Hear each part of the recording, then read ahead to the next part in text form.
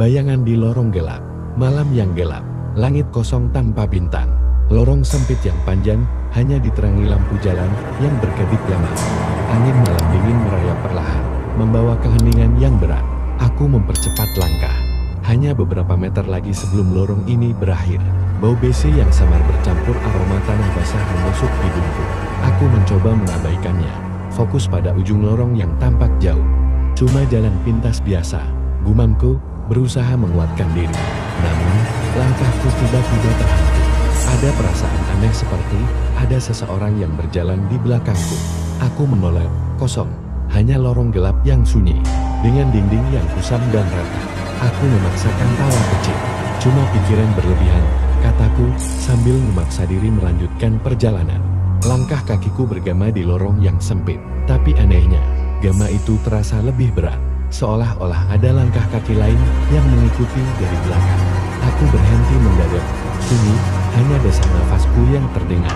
Mencoba mengusir pikiran buruk, aku kembali menoleh. Tak ahli ini. Mataku tertuju pada bayanganku sendiri yang memanjang di dinding. Tapi ada yang ganjil. Bayangan itu tampak lebih besar dari seharusnya dan lebih pekat. Aku mengangkat tangan, mencoba memastikan bayangan itu benar milikku. Tapi saat aku bergerak, bayangan itu tidak mengikuti. Ia tetap diam, tegak seperti sosok yang nyata. Jantungku berdetak lebih kencang. Aku beringsut mundur, tubuhku mulai gemetar. Tapi saat aku mundur, bayangan itu malah bergerak maju. Siapa di sana? Suaraku menggema. Terdengar seperti suara orang asing yang panik. Tidak ada jawaban. Hanya suara langkah yang perlahan mendekat. Bayangan itu semakin besar, hampir menutupi dinding di depanku. Aku mencoba berlari, tapi tubuhku seperti membeku. Kaki terasa berat, napas tersengal, dan keringat dingin mengalir di pelipis. Bayangan itu terus mendekat, seperti sebuah kehadiran yang menyesakkan. Tidak, ini tidak nyata, bisikku, mencoba meyakinkan diri.